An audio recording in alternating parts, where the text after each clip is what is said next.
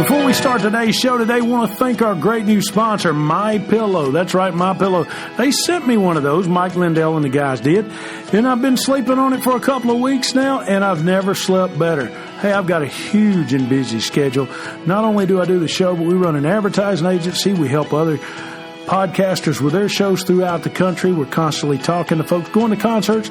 So my sleep is very important to me. So thanks to MyPillow. And remember, it's got a 10-year warranty guarantee, 60-day money-back guarantee. And yeah, you see MyPillow in stores like Walmart and Walgreens, but you can only get the premium pillows by calling MyPillow directly.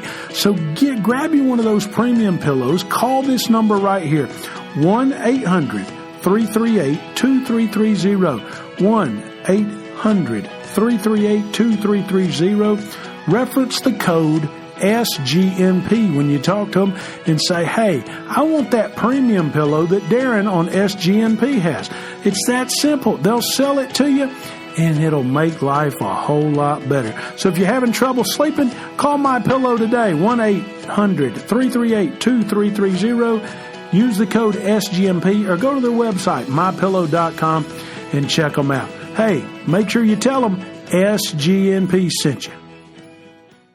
Welcome to one of the most listened to music news podcasts in the world, SGNP, with your host, Darren Sutherland. Join us as we talk with industry leaders, artists, and entertainers about their faith, family, and careers. This is information you will not find anywhere else on radio, web, or in a magazine, but only firsthand on SGNP.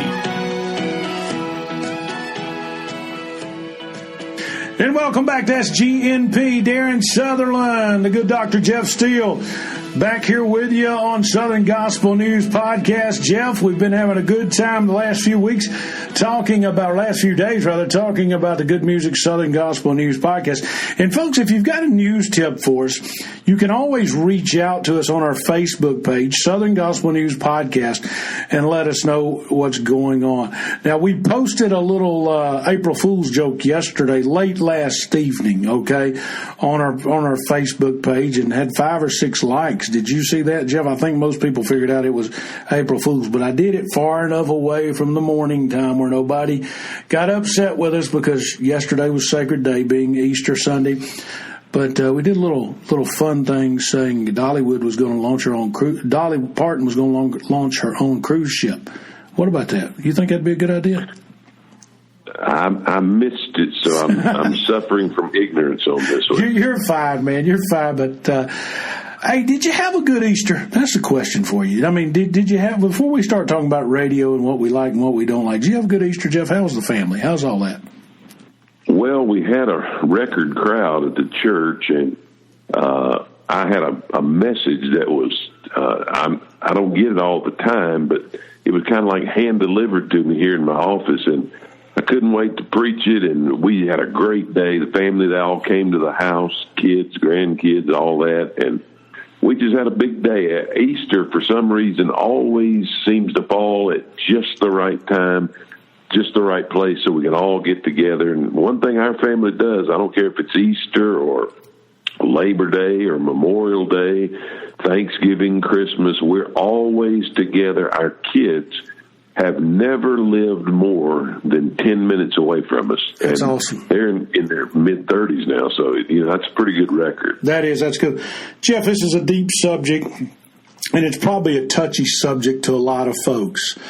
And Southern Gospel Radio, for instance, has been pushed, let's say, in the major markets of Atlanta, Nashville, Birmingham, places like that. It's been pushed to the back point of the AM dial for a few years now, even if it's played there. So we really don't hear it in the major measurable markets. And when I'm talking measurable markets, Jeff, I'm talking Arbitron data markets. And I'll get more into that later as we get into this discussion. I'll try not to get too technical on it, but it's been pushed to the background. There are some great Southern gospel stations out there, but Jeff, you were in the heyday of gospel music radio. I had a pretty good run in gospel music radio, if I say so myself. The only thing, even right now, if I was to grade, and folks, I love gospel music, but if I was to grade gospel music radio, I would grade it a C at best in some places. And Jeff, what's your thoughts on that? And maybe, am I being too hard? Is my thought process being too hard? Well, I'm going to kind of answer your question with a question or a declarative statement. Yeah. Anything you've got to say, or I would have to say, that would be critical of Southern Gospel Radio, I want to make one point abundantly clear, and there's nobody out there I don't know. It's not the DJ's fault. It's not the fault of the actual people sitting behind the microphones. They're doing heroes' work with what little they've been given. Yep. And it's a miracle that it even still exists, and it still exists because of those people who sit behind those microphones and play our music every day of every week of every month and every year. So it's absolutely not the fault of the people. But let's face it, Darren, there's a couple of things we've got to just say as a truth, and we've said this before about other issues. We got 500 channels on the TV now. I mean, that's one thing. 500 channels to choose from on the television. Yeah. And probably even more choices on the radio. You're talking about AM radio as a part of the listening audience for Southern Gospel Radio. Darren, in the 1980s, I don't know if anybody else can remember this, but I sure can. AM radio station owners were literally going to the transmitter and cutting the cord that ran to the tower because it was better for them financially to just cut the cord and do nothing than it was to try to program an AM radio station. The only thing that saved AM as a dial position was Rush Limbaugh. Now, love him or hate him, he is the only thing that saved AM radio because it had become too expensive to operate an AM radio station. It was better off just to not have it at all, which tells me one thing, and that is this. If you've got programming that people are desperate to find, and there's nowhere else for them to find it other than AM radio, they will find it. Yeah. And a lot of radio stations across America now are playing Southern Gospel music. Here's where the train kind of comes off the track. And I think most of the very good people who are involved in helping it survive will tell you this.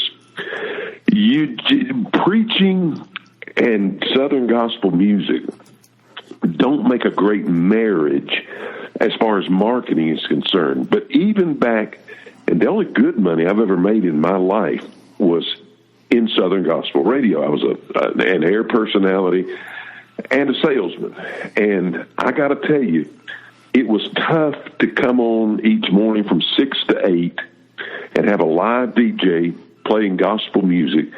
And then we knew from 8 to 12, we were going to be playing a block of preachers. Now, they were the good ones, the Chuck Swindoll, James Dobson, John MacArthur, Tony Evans.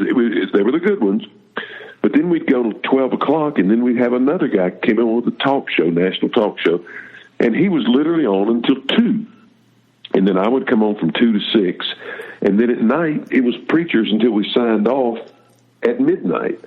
My point being, you could hardly, although we were the Southern Gospel station in our city, we were really the preaching station in our city, if you want to go by the volume of time that we spent playing preachers. And you might say, well, why'd y'all play so many preachers? Because we literally, it was the only way we could make the thing float. Make money. Because those national ministries pay a lot of money to be there. Exactly. Jeff, when you think about it, and this is a question I get asked a lot from my standpoint, why isn't there an FM Southern Gospel station? There's 5 or 6 country stations in some markets. Sometimes 5 or 6 is probably too many, but there's 3 country stations in a lot of markets. There's more than 1 contemporary Christian music station in a lot of markets. Nashville has 3. with K Loveway FM and in Salem station, The Fish, in markets. Why isn't there a Southern Gospel station in the market? Well, you me tell you why. Yeah, go ahead. There are a few. As you go around the country, there are a few. In major markets, there's not. The fact is, Darren, and you know this probably better than I do, most of the big FM 100,000 watt stations are all owned by the same group. iHeart, Cumulus, Intercom. Yeah. Yeah, whoever owns them, they own them all. Right. So that's why you can have classic country on one station, today's country on another station, some other kind of country on another station, but they're all owned by the same people, and I just don't see in the foreseeable future any group that's going to come in and take one of their highly priced properties and take a chance on Southern gospel music. We talk about contemporary, and that's a good comparison, because when it comes to sales, contemporary Christian music, if that's even what they call it anymore, and I don't think it is, they sell a lot more product than we do in Southern gospel music, and there's a lot more interest in it. Yeah, and here's why there's an interest in it, though, Jeff. And let me say this, and let me go ahead and be fair to the listeners and tell everybody this. I left Southern gospel music to go work with the new contemporary station in Atlanta, Georgia, when it was launched. Okay, and people said, "Why did you do that, Darren? Did you leave your love and this, that, and another?" No, I did it because I felt like Christian music could stand on its own against rock, against country, against talk, against classical, against soft pop, and that sort of thing. And I still feel this today. I believe Southern gospel, if programmed properly, could be a viable entity in a major market. Let me say this, though. When it comes to it, to make a gospel station work, Jeff, you have to have what we have on this podcast. That's advertisers. We've been so blessed as we do this show to have some great advertisers like Toccoa Falls College, like Tony Gore, Barbecue Grill, like Kia. So many great places, so many great things. But what's happened is because of, how should I say this and be, sometimes, and when I say this, I hope people take this the right way. When you've got a media buyer in New York that is placing business for a McDonald's or a Belk or a Kroger or a Publix, yes, those type people love Southern gospel music, shop there. But they don't have the knowledge of what Southern gospel is. So the first thing they think of when they think of this art form of music is they think of TBN, okay? And like it or not, TBN isn't in the mainstream. And by it not being in the mainstream, people shy away from it because they're scared that people are going to make, and God, we're going in a deep hole right now, and I know people are mad at me, but I'm just telling you the honest truth. I've been doing this for 20 years. People are scared of that preacher or that singer is going to say something that's going to isolate that business, so they don't want to be a part of it. Is that a fair statement, Jeff? Sort of. It's amazing to me how an advertising buyer will shy away from advertising on Southern gospel radio because a preacher/singer might polarize them. Now, you want to talk about making somebody mad. Yet they'll spend a majority of their advertising budget to support entertainers like Miley Cyrus, who I personally know, and her numbers in my telephone. And my goodness, if she's not polarizing to the mainstream of America, I don't know who is. And yes, much of it's an act, and I get that, from her people telling her what to do. I just don't understand how mainstream ad buyers look at Southern gospel radio and say, no way, it's too polarizing. and then they'll look at some of what's out there as mainstream entertainment in the secular world and say, yeah, we got to buy as much of that as we can. I don't get it. Well, think about this. I just don't. I don't get it either, but here's what it is we as Christians don't stand up for the products and the services that portray a lot of good images a lot of times. And we allow those media markets to say, hey, Chick-fil-A said this about this segment of the population, so therefore we ought to go against them. That's number one, okay? Let's face it. But that's a great point you just made, though. Chick-fil-A, here's one thing you cannot say about Chick-fil-A. You cannot say they cook bad chicken. Right. You can't say that. You can't say anybody cooks as good as they do. And yet, when a certain political party in Washington, of which I will not name because it's not really germane to the conversation, they were having a big all-night kind of government shutdown thing. They wouldn't leave the Capitol until they got their way. Do you know what they ordered into the Capitol? Chick-fil-A. Yeah. Because they have made sure, Chick-fil-A has made sure that their product is appealing to the point where even the people that don't like what they stand for sure want to eat their chicken because it's that good. And I'm not sure, not just at Christian radio, I'm not sure even at churches and Christian organizations, I'm not sure we've done a good enough job at making our product, for lack of a better term, I'm not sure we're very good at making our product something that people want to have, even if they don't personally like or enjoy it. Jeff, and I think we could do a much better job at that. Could do a much better job. Speaking of which, we need to pay some bills with our buddies. We'll be right back with SGNP on the BG Ad Group Network.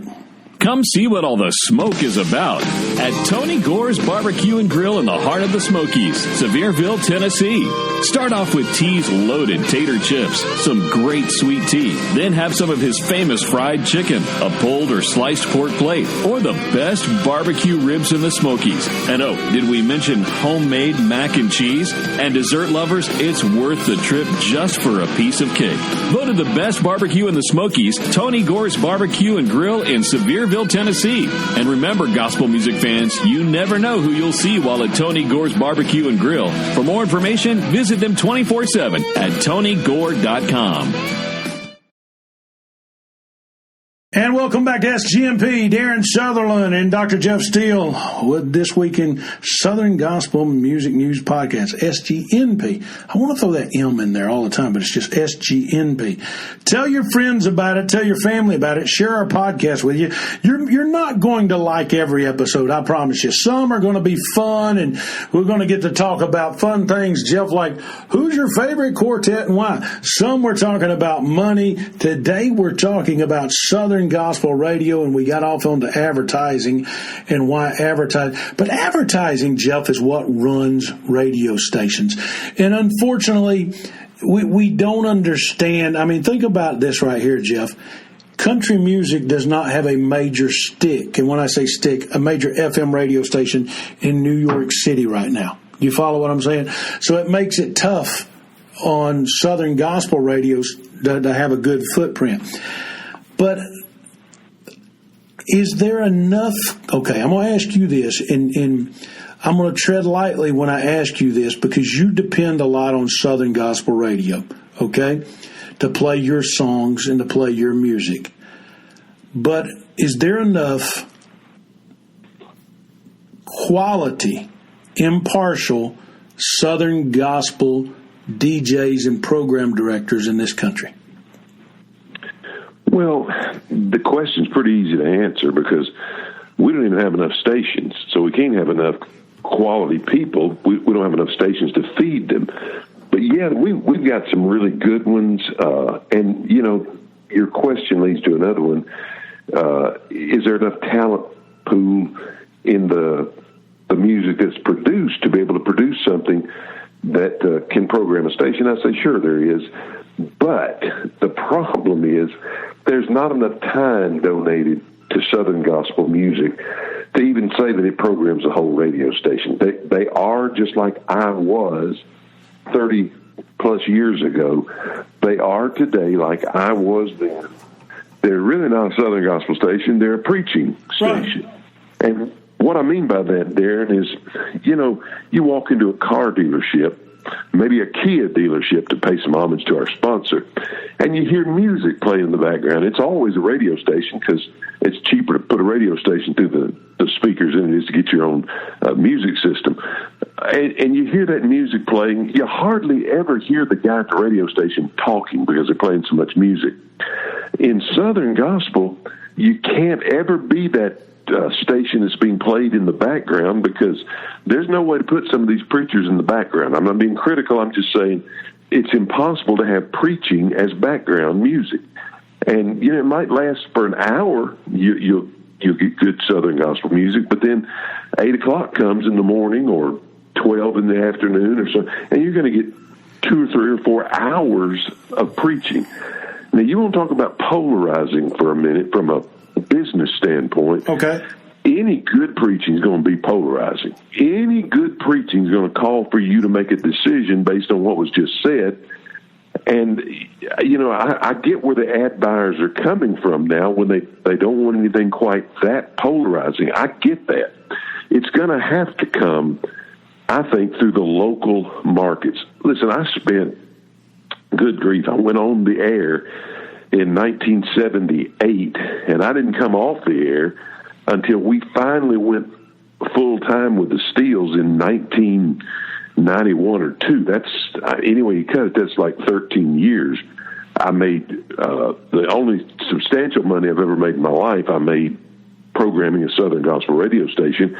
And yes, we played a lot of preachers, and yes, I had tons of advertisers. We were literally sold out to the gills. We could not sell another minute. But Jeff, I was able to make it entertaining. That's Jackson, Mississippi, which is not even a top 50 market. You got to remember that. It is a capital city, though. Yeah, I know it's a capital city, but when you buy radio and TV, and this is from an advertising perspective, and you know what? I love the fact that your station did so well, but if you look at a top 10 markets in the country, New York, Chicago, L.A., Philadelphia, San Francisco, Dallas, Miami, Atlanta, Washington, D.C., did I mention Philadelphia? Out of those cities right there, Southern Gospel artists only play maybe 2.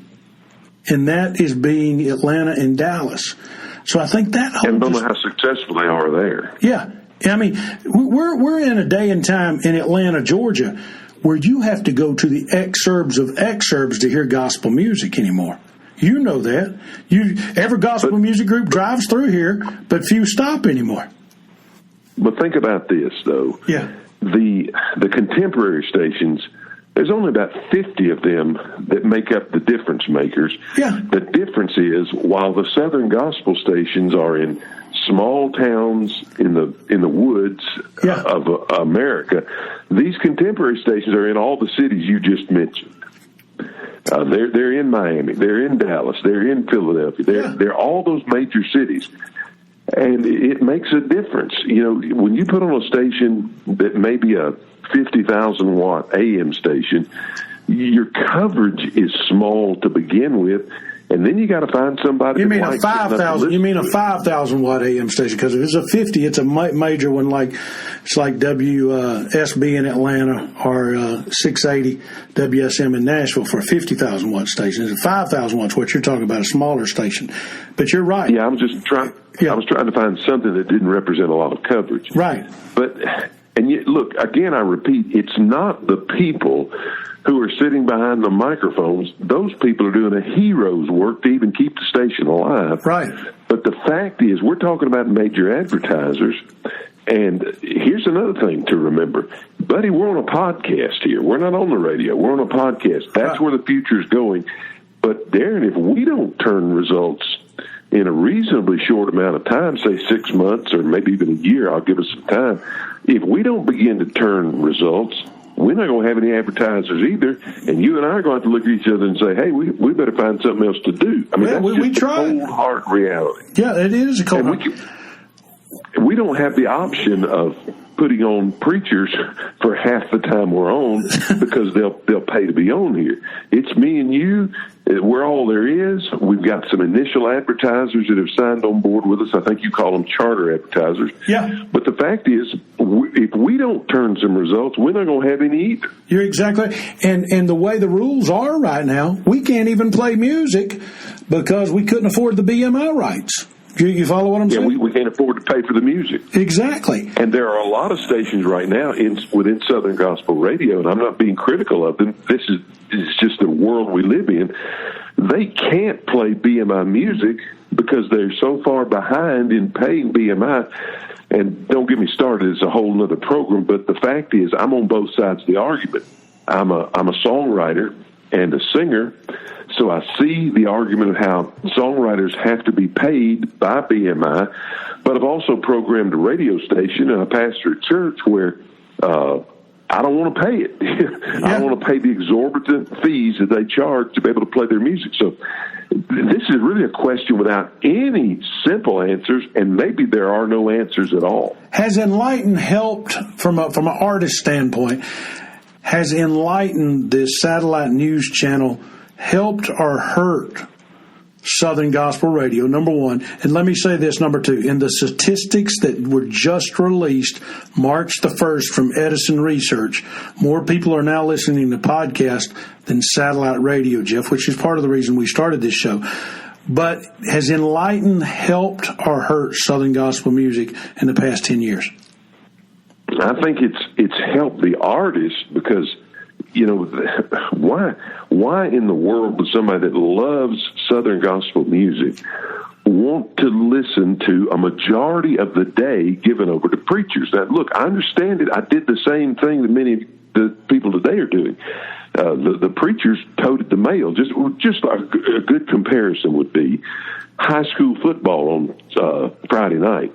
Many times the gospel station, the Southern Gospel station in town, is the only one that will carry local high school football. And when asked why they give away their Friday nights to high school football, they say the same thing. It pays the bills. Talking about paying the bills. You know, let me ask you this right here. We talk about paying the bills, and this is something that I've been on for the past 10 years, and I know you and I have had a variety of conversations back and forth and this, that, and another. And I think I mentioned this in the Money Show a while back.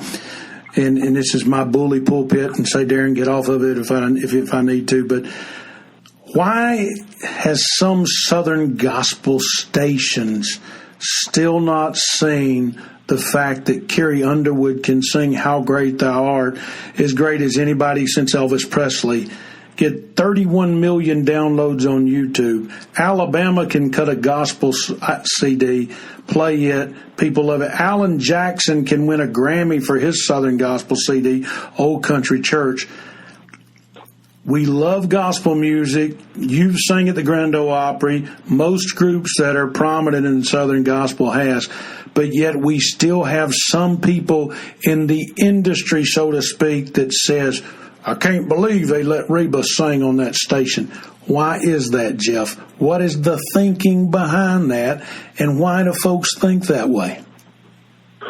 Well, most of us, the sad truth is we're repeating what we heard somebody else say.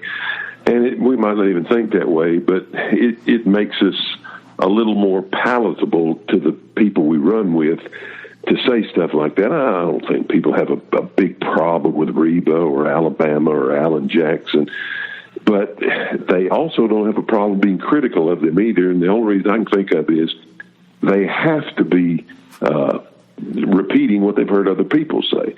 And I really, that argument that you make about secular artists getting more downloads, selling more product of gospel music than gospel music artists, the only thing I can think of that makes that even a legitimate argument is that they're hearing gospel music from their mouths that they never hear from our people. We're so far in the background.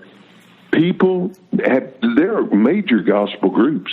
If you want to just limit it to us. We had like one of the 2 or 3 biggest selling songs of the decade in the 1990s. And I run into people everywhere we go that have never heard of us, never heard of that song. And again, the reason being we're And I'm pretty careful about this because we make a pretty good bit of our income from royalties, airplay royalties, and things like that. So I'm not laughing at the coverage we do get. I'm just saying, compared to Faith Hill, for instance, who used to be a member of our group, she gets a lot more airplay than we do. She's a lot more recognized than we are. And it makes a lot more sense for me to talk about Faith than it does for Faith to talk about me. The reason is so many more people know her than know me, and it actually sparks interest. I get emails and text messages and phone calls all the time. When I mentioned that Faith used to be with our group, people want to know all about that, but I guarantee you Faith doesn't get any calls or texts or emails talking about the time she spent with the Steels. And Andrew, she doesn't either, if you don't know the truth about it. I'm telling you what. Absolutely. The thing is, we have to admit, we are a niche market. Right. We're not what people are familiar with. That doesn't mean we're any less talented. Doesn't mean our stations aren't as good as their stations. But the fact is, people, I mentioned Rush Limbaugh a little while ago. Love him or hate him, and I know there's some on both sides there.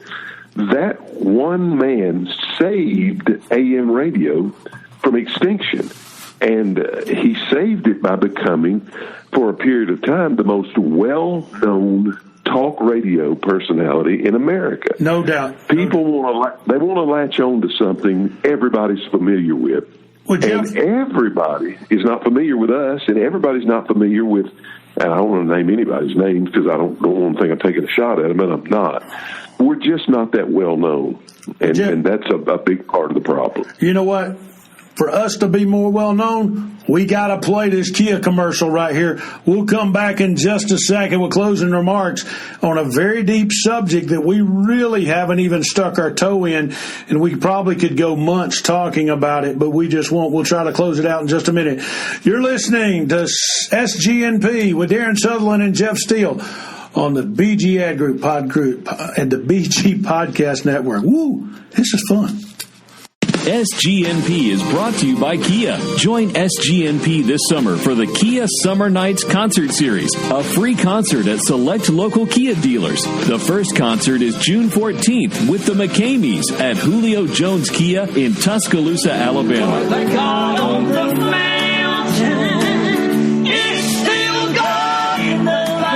It's the Kia Summer Nights Concert Series, starting June 14th with the McCameys at Julio Jones Kia in Tuscaloosa. Part of Kia, America's best value summer event. America loves Kia and gospel music. It's the Kia Summer Nights Concert Series, absolutely free. Brought to you by SGNP and Julio Jones Kia in Tuscaloosa, Alabama, June 14th. Jeff, we've talked about our sponsors this afternoon. We've talked about what we've got to do to make Southern Gospel better, more viable in the community. We've talked about everything from programming to making it sound better, to potentially taking preaching off the air, to letting it be played on FM sticks. Let me ask you this question right here, Jeff. It's a trick question. An FM radio station today, if it was up for sale in a major market like Atlanta, Georgia, $6 million at the low point, okay? May get it a little less, just depending on the sale. iHeart's going bankrupt. Cumulus is going bankrupt.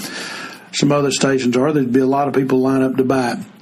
If you had $6 million and you love the music, I love the music, if you had $6 million to spend on an FM stick so they could say 101 The Blessing or 101 Southern Gospel News Radio in Atlanta, would you spend the $6 million on it to turn the station, to flip the station from country to Southern Gospel today, this day and time? Well, of course, my immediate response is yes, of course I would.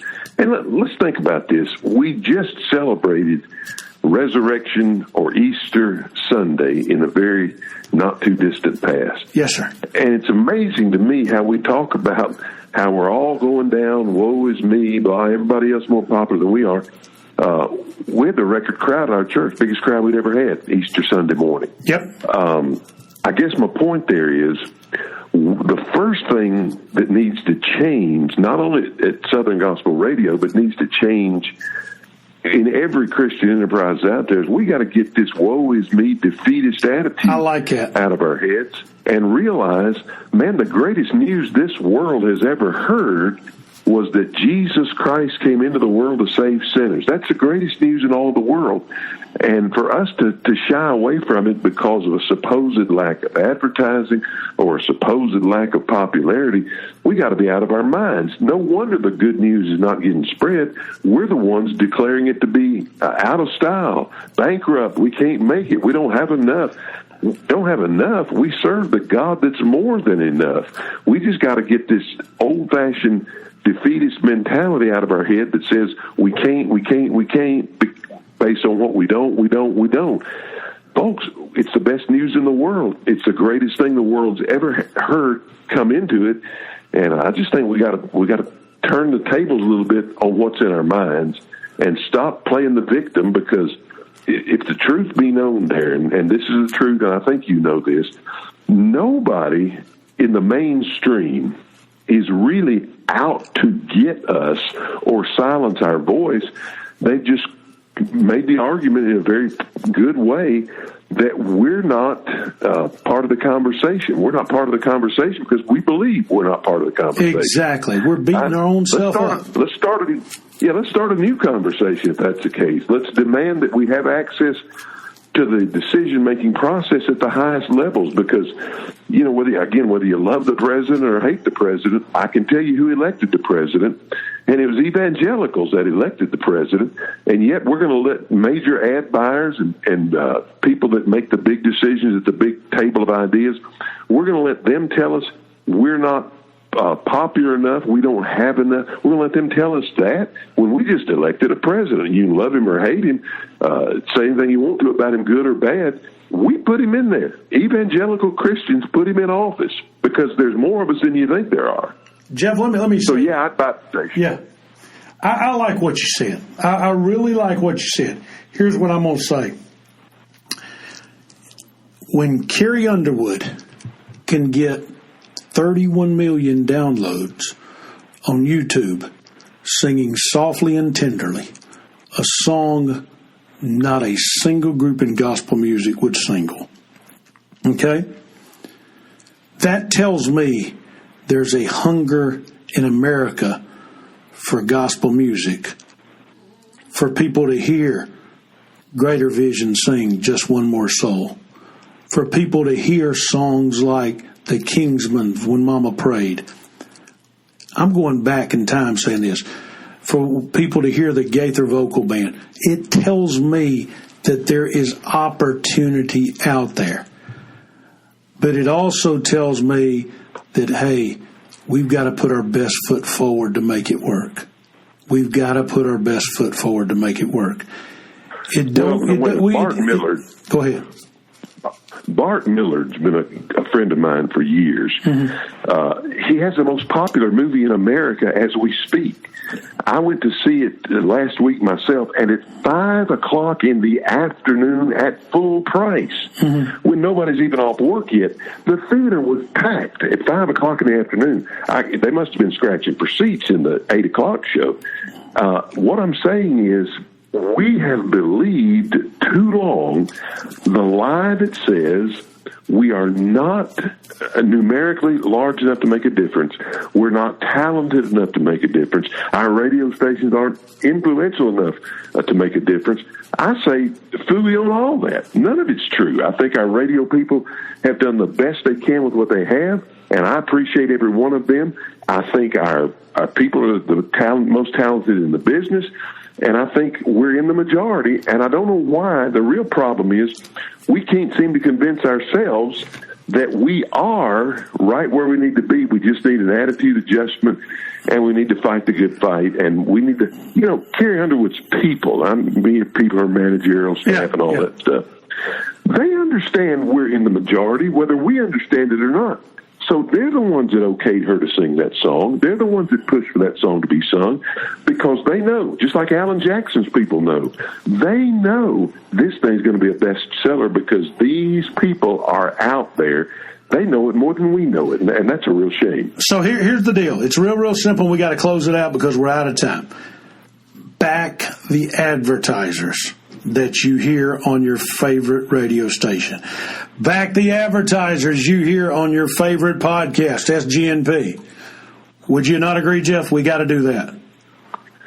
I think every person on every radio station that does a commercial for anybody, whether it's Joe's Body Shop or Mama Ray's Catfish House or whoever it is, and I'm speaking from a little bit of experience here because, like I said, we were sold out. We were so sold out, I didn't realize the owners of the station where I was were fattening it up for the sale, and they did sell it right from under me.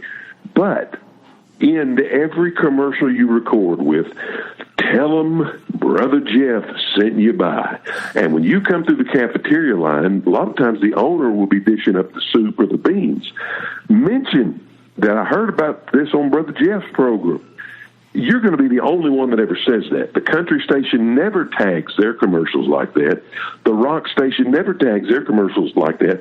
The way I built such a big business in the 1980s was I ended every commercial with "Tell them old Brother Jeff sent you by." And people did that. If one person does it, he hears that, makes a connection, and says, big country station never sends anybody by here. But that guy, yeah, he just said it. What I wanted to hear.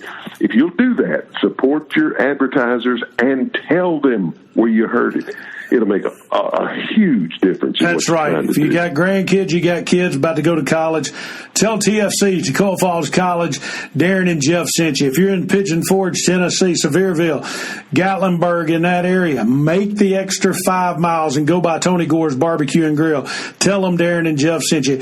Go to your local Kia dealer, or if you're looking for a K900, call the 800 number you just heard.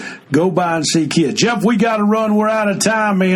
We're going to have a fun time next week right here on SGNP. What you got? Hold it. I personally drive a Kia, so I'm all about this advertising thing. I got one too.